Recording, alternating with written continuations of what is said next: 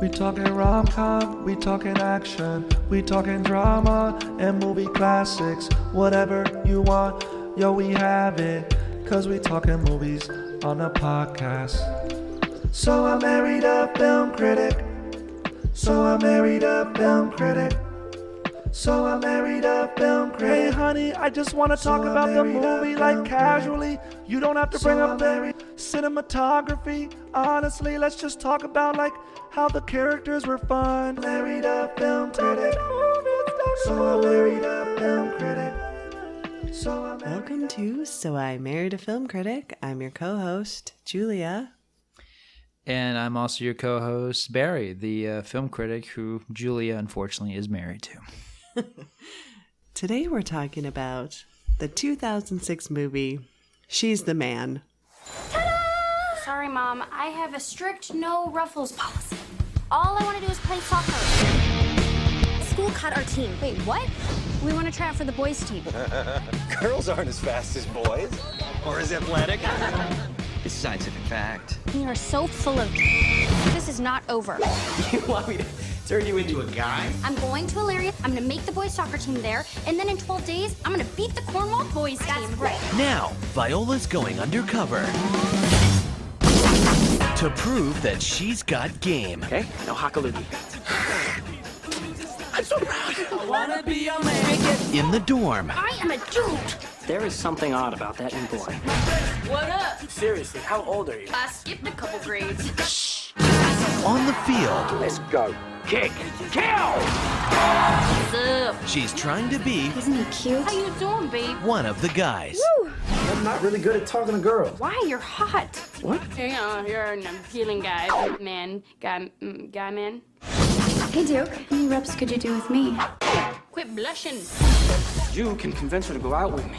You do this, I'll make you good enough to make first string. Got a deal. You're the man. Yes, I am. But just as success was in her grasp, Your first string for the Cornwall game. she started to lose her grip. Okay. This spring, Sexual tension, male-female dynamics. What is that? It's all part of the high school experience. Do I know you? No. You are so busted. Amanda Bynes Excuse me, doofus. and Amanda Bynes. Mr. Hastings! She's the man. Oh, right. Ow! Oh, for the love of God! A couple days ago, you asked me if we could... No, actually, we were coming up with ideas of what to do for the next episode, and I kind of jokingly mentioned this movie, and you just lit up like a Christmas tree. So I'm like, oh, no. And then tonight, you're like, get it! So I'm like, oh, damn it. So, yeah, this would be... this is maybe... God, I mean, this movie came out... You and I had only been married for a little while, and this was that period... 3 years. 3 years, and this is that period where you were watching a lot of Stallone movies and Amanda Bynes movies. You were a real Amanda Bynes fan. Wow, that makes me sound terrible. Well, you were, she had a fan base. She did. I mean, she had her thing for a while. And we, I took you to see What a Girl Wants in the theater. I remember that. And I did not take you to the other ones. We'll talk about her body of work before we get on to this one. But yeah, no, you are a genuine Amanda Bynes fan. And I got to say, like, considering her other movies, looking at her body of work, this is the high point.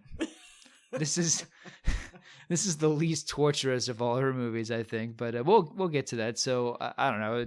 Well, I just wanted to say that I really am a genuine Amanda Bynes fan. And when we talked about maybe doing a comedy for our podcast, I think tell everyone why you even recommended that we do this movie. Do you remember what you said? I don't.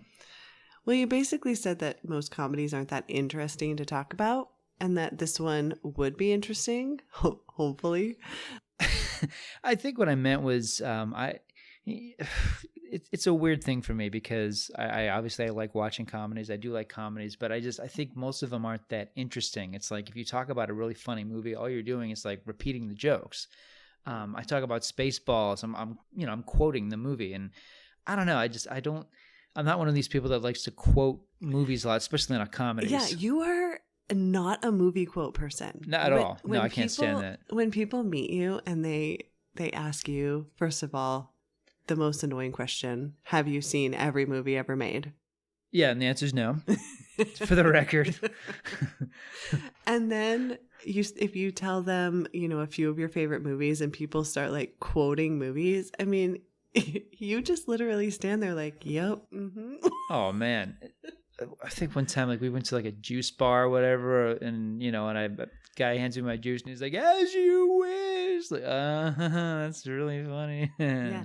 He hates being quoted. Can't stand that stuff. It comes from college, though, too. I mean, when I was in college, Monty Python, The Holy Grail. I mean, I heard that movie quoted to me like every single day, and it took all the fun out of it. And I watched the movie, and it's like, oh, I'm one step ahead of it. That's the other thing about comedies. It's like if you know it too well, I just feel like it's not that funny. I mean, this is an odd thing. So not to totally derail this, but like the head of my department, my friend Brian, who's a filmmaker and the head of my creative Academy of Creative Media department at UHMC, he loves comedies. He's directed a comedy. He's addicted to comedies. His movie section, like if you look at his DVD Blu-rays, it's all comedies. He's got like maybe 2 horror films. I've got maybe 2 comedies, almost nothing else but horror films. I love horror films. My taste in movies, I think it's a little more versatile than that, but like I just don't like comedies because I don't watch them that often. Like I love Step Brothers, but I probably won't watch it for another 5-6 years because I know it, I remember it, and people quote it to me all the time.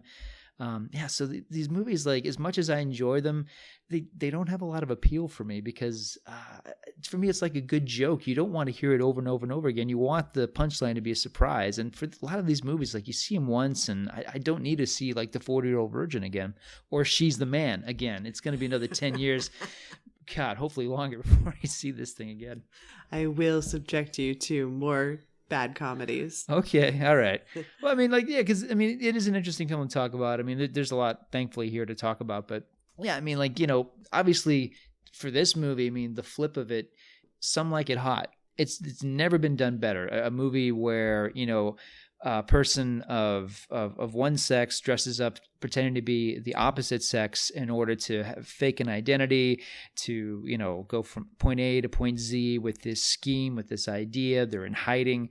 That movie, it's a Billy Wilder movie. Marilyn Monroe's in it. It's never been better. That is the best kind of movie. Tootsie is also a close second. Tootsie is also that's true. Tootie's perfect. And we just watched that. And that's a perfect movie. Again, like I don't think Tootsie's all that interesting to talk about unless you're going to talk about the politics of it, the sexual politics of it. Because Tootsie, again, like I mean, that movie is, I mean, not only is it a great comedy, I mean, it's an almost perfect film. I think She's the Man is not perfect for so many reasons, so many reasons. But okay, why don't you give us the synopsis? So Amanda Bynes, I don't even remember the name of her character. Oh, it's Viola. All right, so it's the opening credit of this movie is it's based on William Shakespeare's Twelfth Night. You know what? Screw you, movie. Okay. Oh, come on, man. Like every comedy since Clueless has been doing this crap. It's like, it's based on Jane Austen's Emma. Shut up. It's Clueless. It's a 1995 movie. It is so removed from Jane Austen. The same thing happened with, let's see, She's All That. She's All That was Pygmalion. That's not Shakespeare.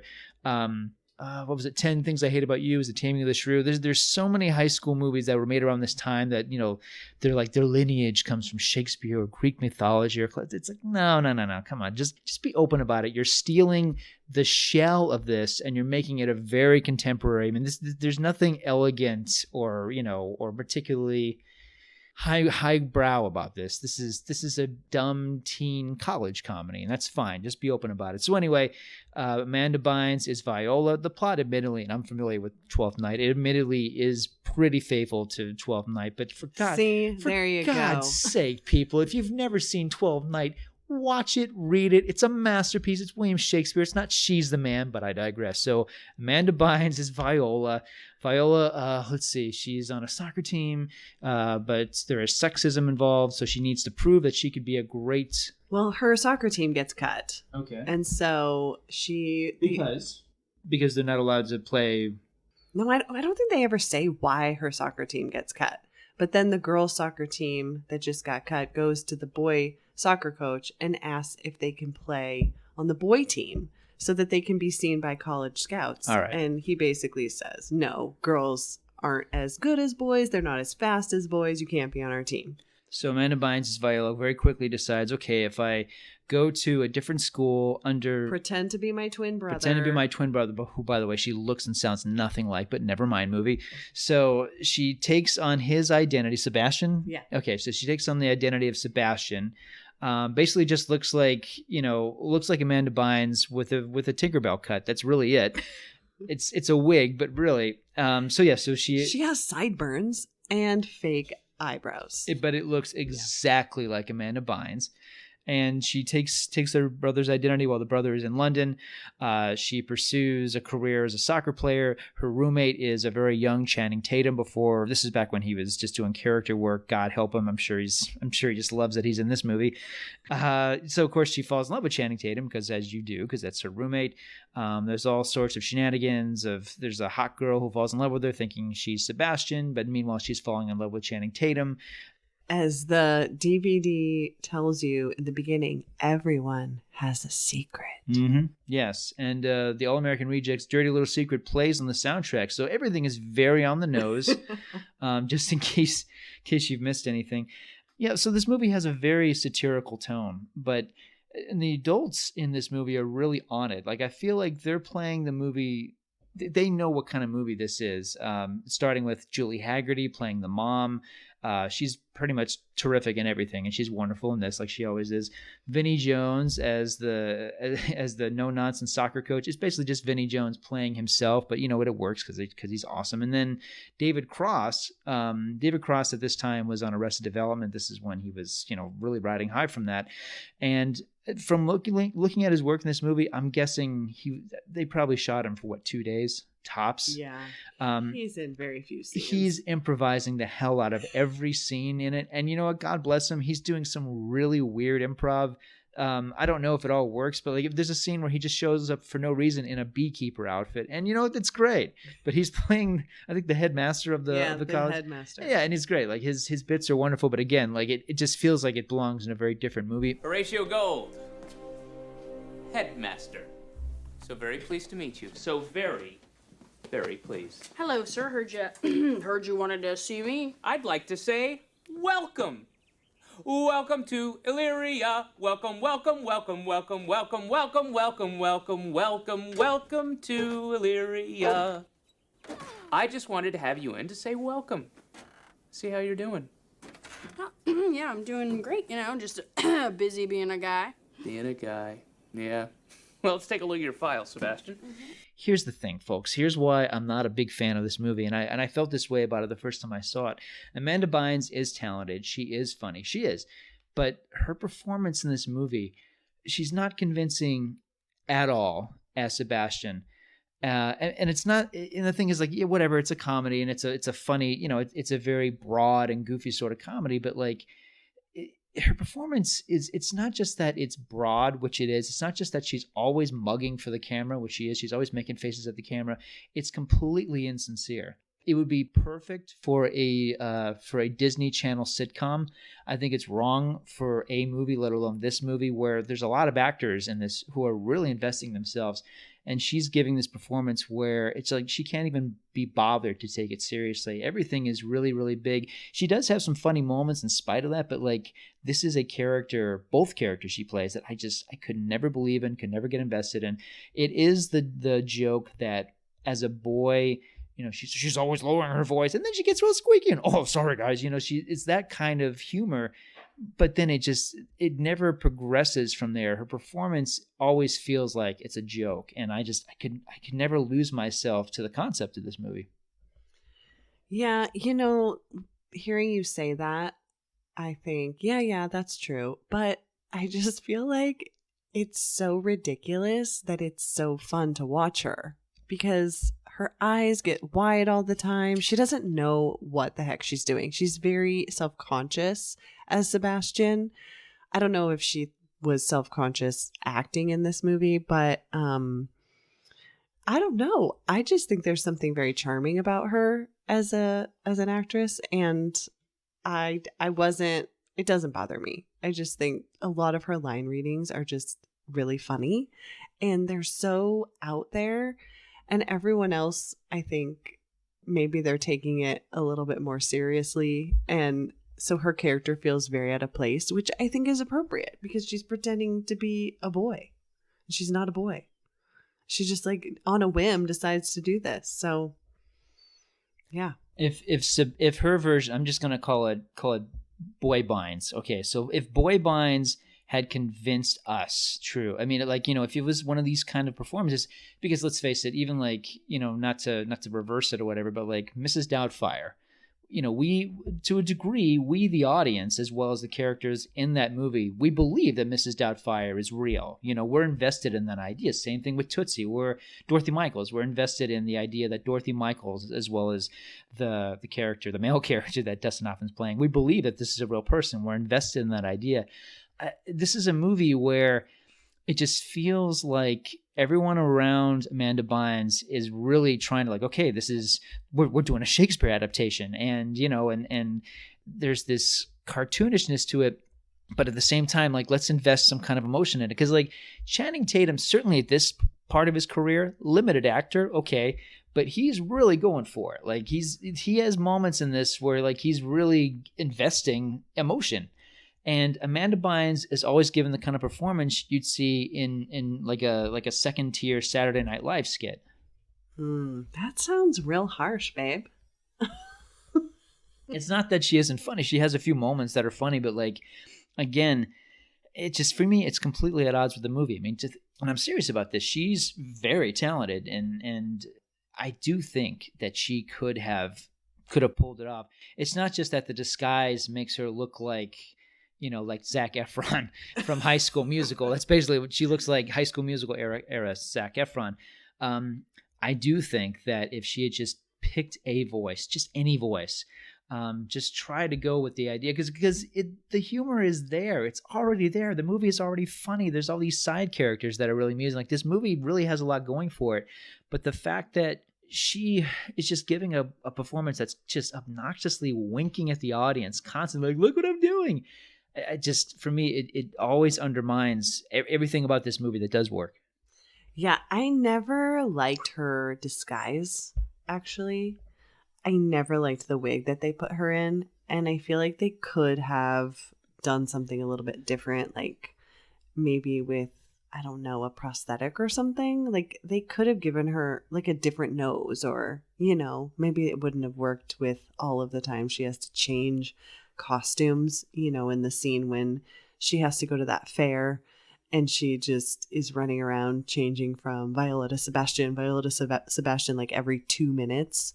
So maybe it just wasn't logistically possible. But yeah, her and her brother in the movie, they don't look like twins. They don't look alike. They don't sound alike. People are constantly confused. And I'm thinking, are you insane? Like, no. Like, if anything, that could have been a joke. It's like these two, like, it just, the concept just does not work. And I think if the concept had worked, this movie could have, you know, I think, you know, not to jump the gun, but I think this movie, for me, it's somewhere between a total disaster and kind of a guilty pleasure. I think this movie really could have worked if she had nailed this. I'm not saying she had to be like Hilary Swank and Boys Don't Cry.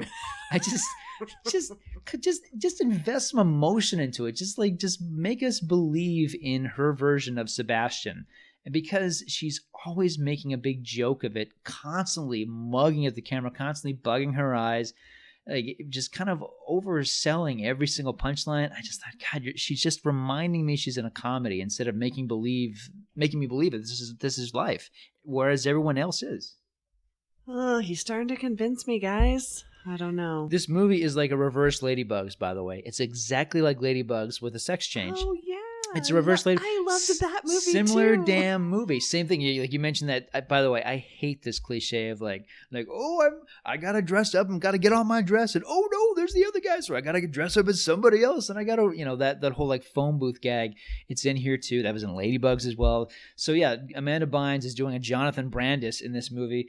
You know, I always say, like, every bad movie has an irredeemable moment. This movie has a couple. So I love Barry's irredeemable moments. Well, thank you. I mean, like, this isn't a good thing, obviously, but like, I always look for it when a bad movie has this. Like, what is the moment where the film can't possibly redeem itself? And this movie has a couple. There's a recurring joke about a tampon and a nose. Amanda Bynes puts tampons in her nose. It's and I'm not going to explain the joke. It's so stupid. But like the movie like actually goes back to it. Like, oh, they're like, man, we got to go back to that tampon on the nose joke. The test audience loved that. And then there's a nightmare sequence where Amanda Bynes is her fear of being discovered is manifested in this dream where she, as herself, as Viola, is playing in this big high stakes soccer game in this like ballroom gown.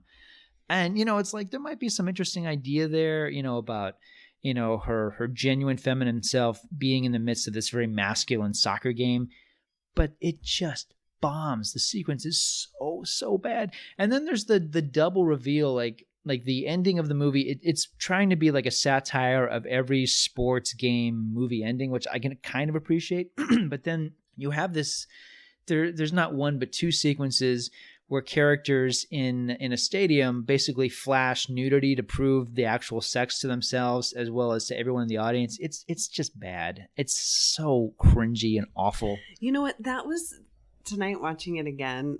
It was the first time I actually did cringe at that part because David Cross, as the headmaster, he goes down and interrupts the game. Like literally interrupts the game and says, Sebastian is not a boy.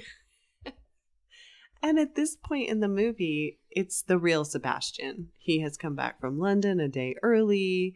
He goes to his room. He sleeps in the bed next to Channing Tatum, and so he gets pulled into the Channing Tatum, by the way, like doesn't notice any difference. Like, yep, that's Sebastian. He's like, that's my roommate I've had for the last 2 weeks. So he gets pulled into the soccer game, and he's kind of like, why am I in this soccer game? So when David Cross does that, and then the real Sebastian takes the megaphone, he's like, I am a boy, and like drops trow to prove it. I was like, and there's all these cutesy reaction shots of everyone in the stands. Some are going, yeah, and woo. Ladies and gentlemen, esteemed alumni, friends and family of Sebastian Hastings, I am grievously sad to inform you that Sebastian Hastings is a girl. I'm sorry, it's for your own good. You'll thank me for it someday. We'll have a good... Oh, okay, certainly, yeah. Excuse me? I'm not a girl. Oh, hello, yes. In fact, yes, he is. He's a big girl. He's actually specifically his own sister Viola, who's been impersonating him for reasons which will become very clear after extensive psychoanalysis. Folks, I'm a boy. I promise. Prove it. Okay.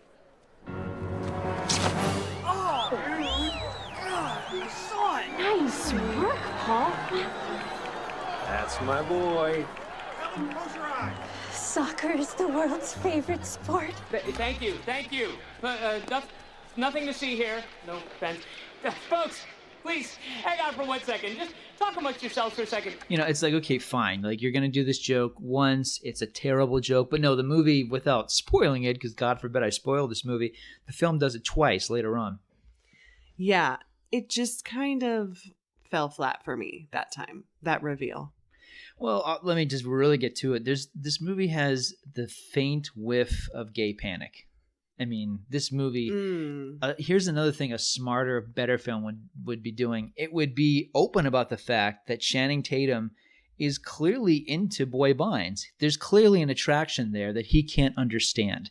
Because the film does go all in with lesbian subtext. There's a scene where Amanda Bynes, in order to prove herself in front of the jocks that she's really a guy, she has a bunch of females come up to her and hit on her. And the movie goes for these really like all these close-up shots to like really make it like sleazy and sexy.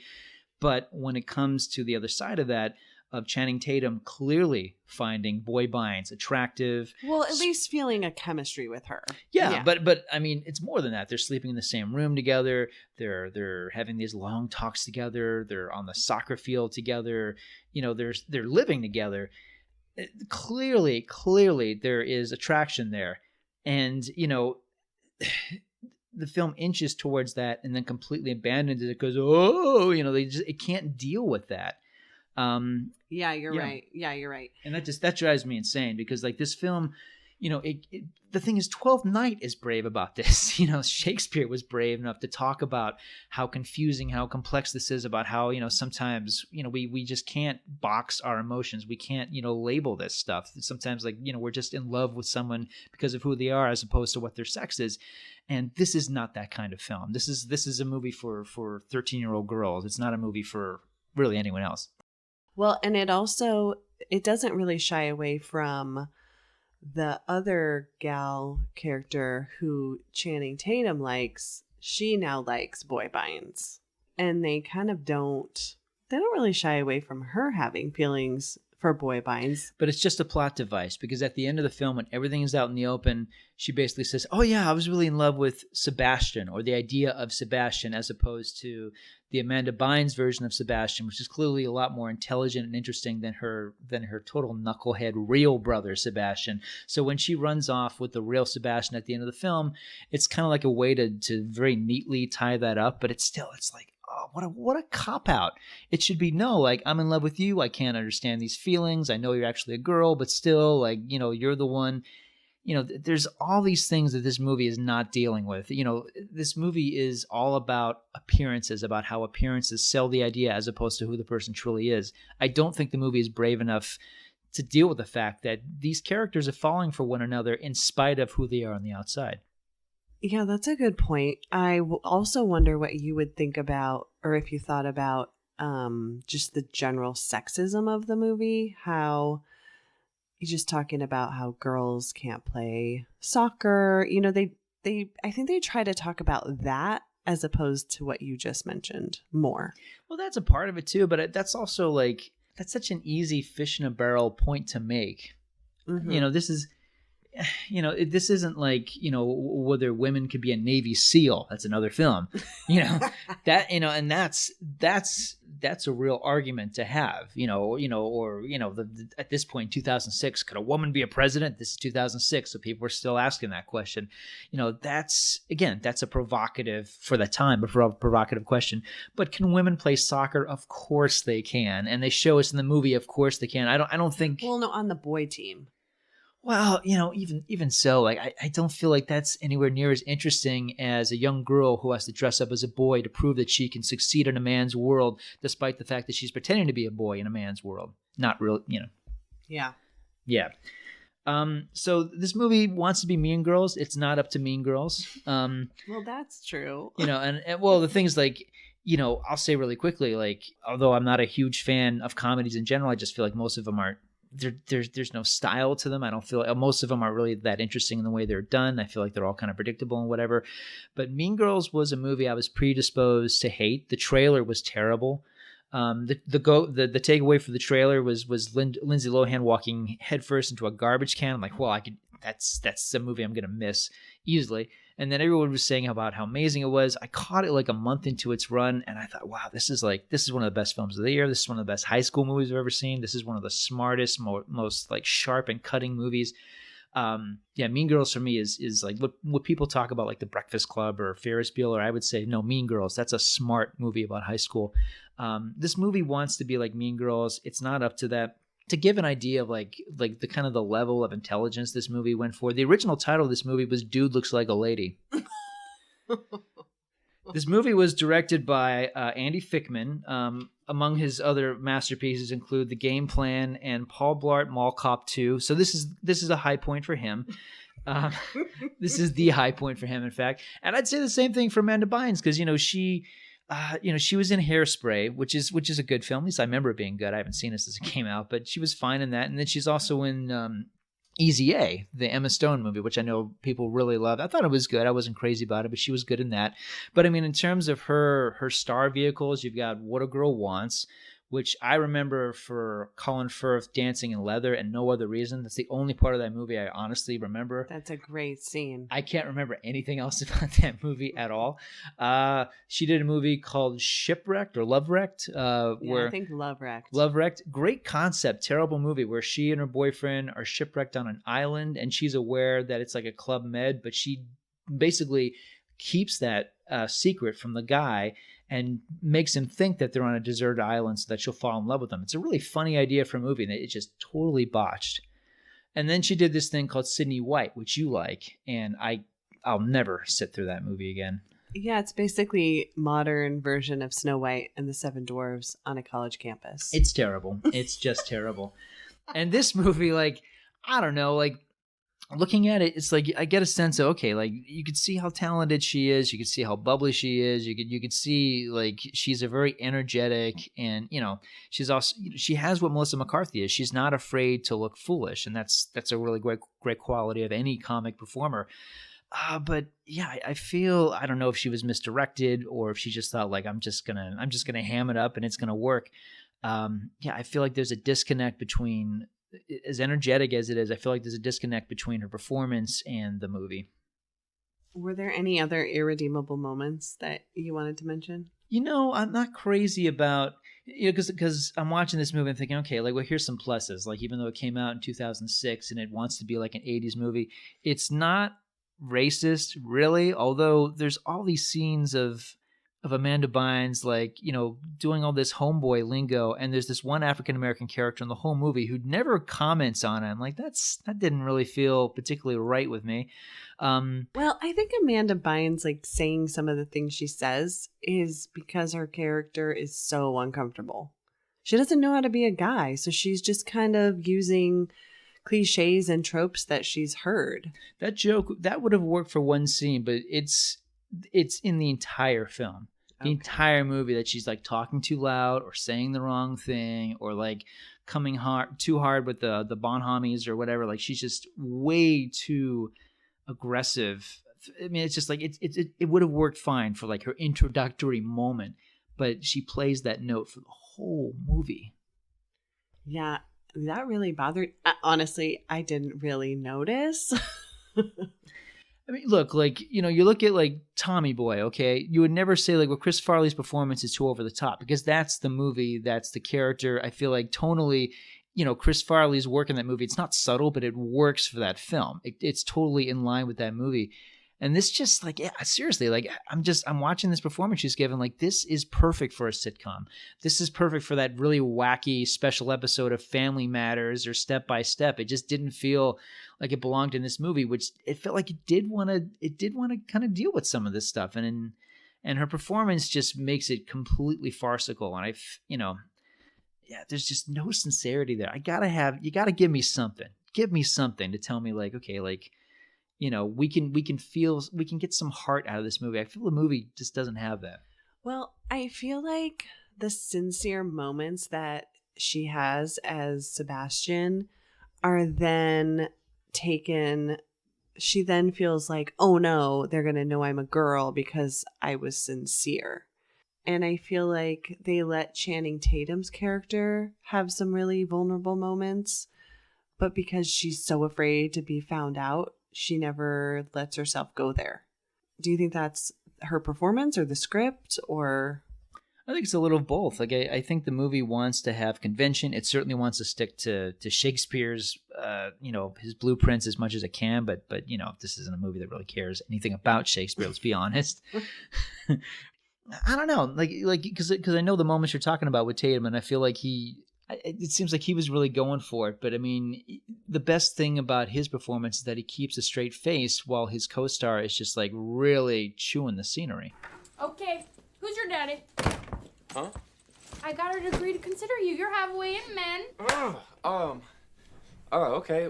So should I ask her out? No, you don't want to freak her out. You gotta have a casual conversation first. Hello. Why do I get the feeling you don't do this very often? Man, I'm not really good at talking to girls. Why? You're hot. What? You know, you're an appealing guy, man. Guy, man. Look, I don't know. I just always say the wrong thing. Okay. All right, come on. Let's get up. I want to try something where I'm going to act like a girl, and you're going to talk to me, okay? Ew, do I have to? Yes. Because I'm Viola. Duke, nice to meet you. Okay, that was creepy. You really just sounded like a girl just then. I used to imitate my sister all the time. I got really good at it. Come on. Get up. Come on. Ask me some questions, and if the chemistry's right, things will just start flowing. Questions about what? Anything. Ask me if I like cheese. Okay. Do you like cheese? Well, why, yes, I do. My favorite's Gouda. Oh, I like Gouda too. See? See what? We're flowing. We're talking about cheese. So what? Flow is flow. So, star rating, what would you give this? I mean, I don't disagree with any of your assessments. I just have I just love this movie.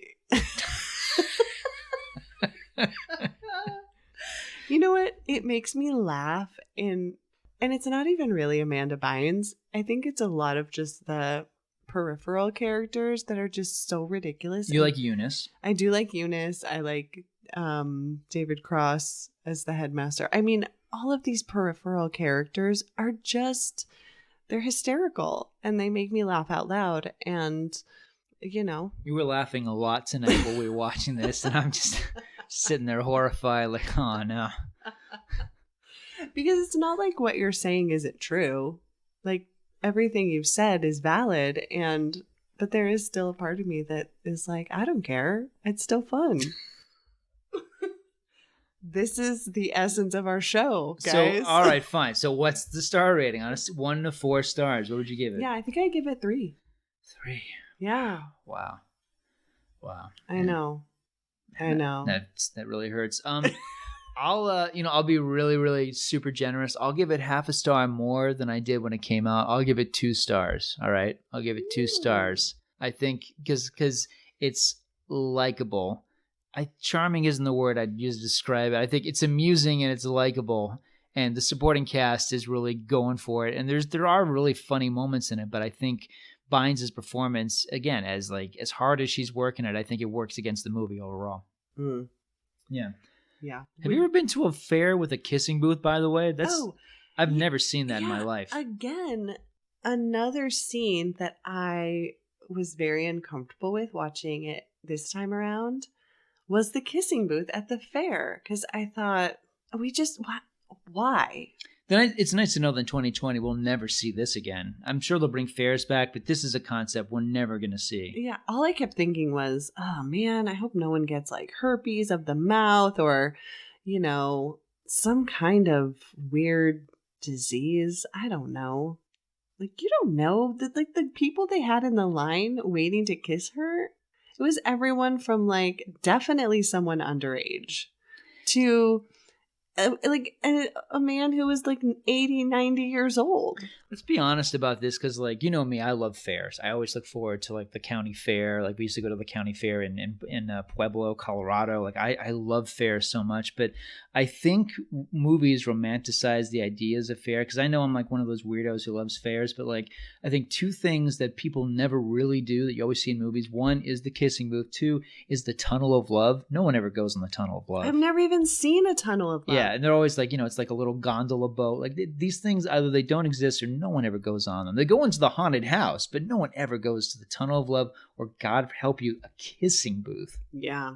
The thing I remember the most about going to the fair with you is the food and that really weird freak show. Yeah. That's probably something that's also not going to return once we get past all this stuff. And just so our audience knows, it was all deformed animals. Deformed animals, not humans or anything. But I remember seeing. Yeah, it wasn't like the Elephant Man. No. But I mean, it was a cow with 2 nostrils. It was born. It was a really weird looking cow, and I just said, "Oh, how sad." And the guy whose booth or whose exhibit, the ringmaster of the freak show, for lack of a better word, his exhibit, he looked at me like I was the terrible person for saying that, because he was basically like, hey, I take care of these animals. How dare you? This freak makes me money. And I keep them alive. And if it weren't for me, they'd be dead. And I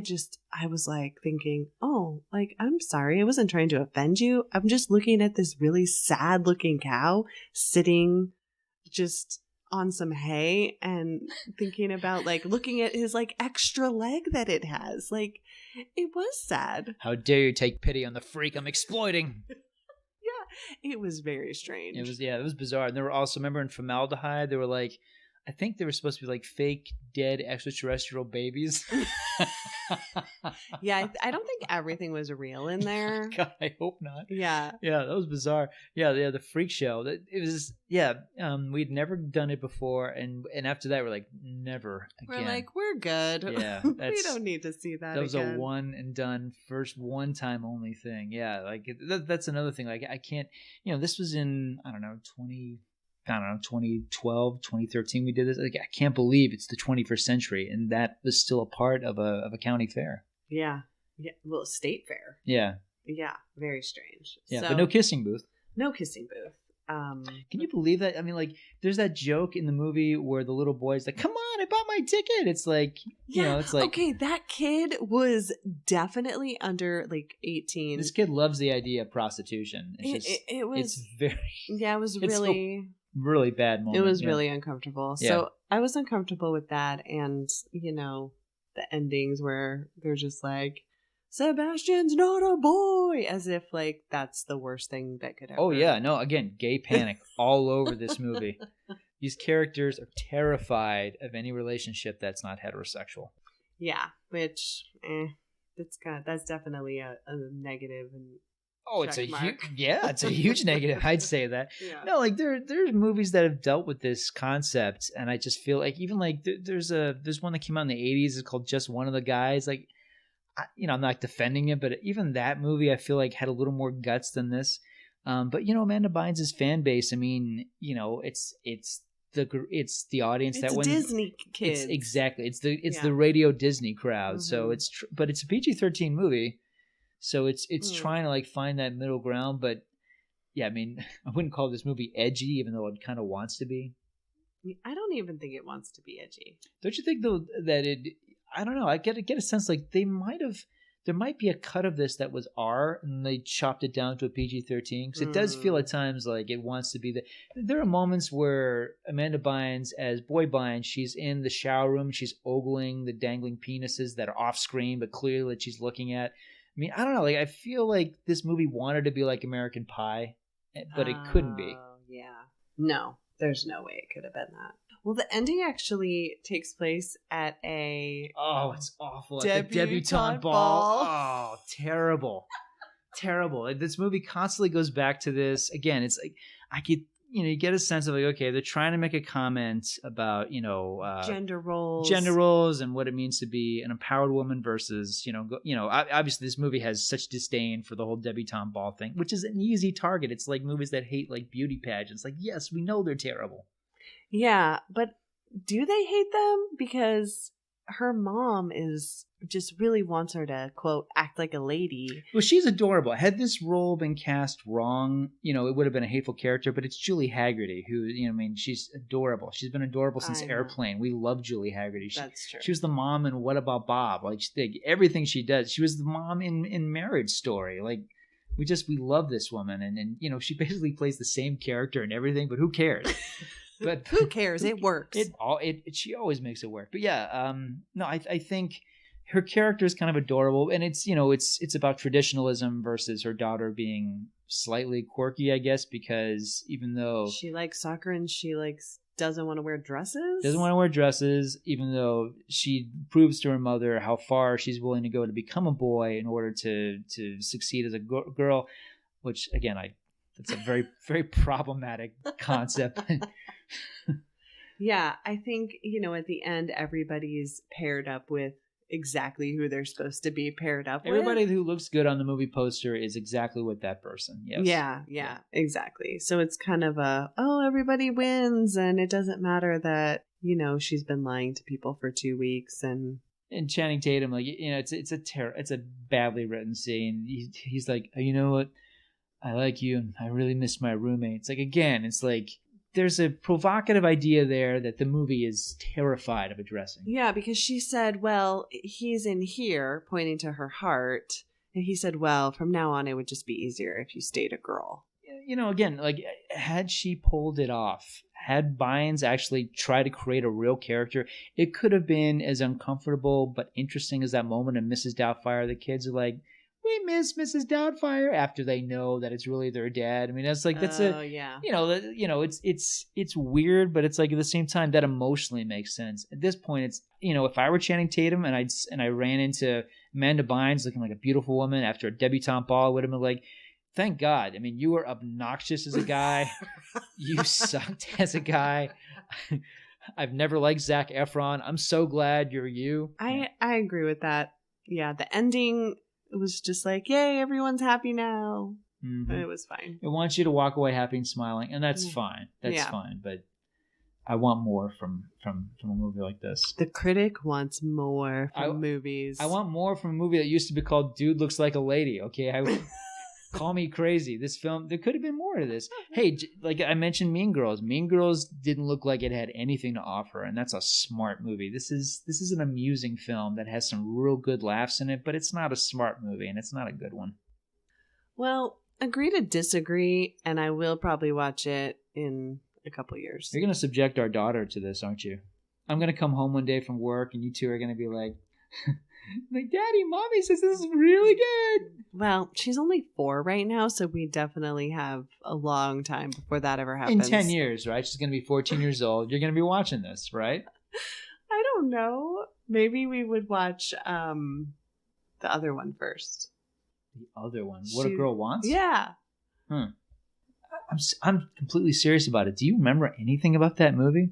Yes. What is the plot? She goes to Europe and Colin Firth is her dad? Yeah, she lives in New York with her mom, single mom. Is it Kelly Preston? Kelly Preston's her mom. She basically finds out that her dad is some the Duke of Windsor hotshot guy, almost royalty or somebody. Isn't he royalty though?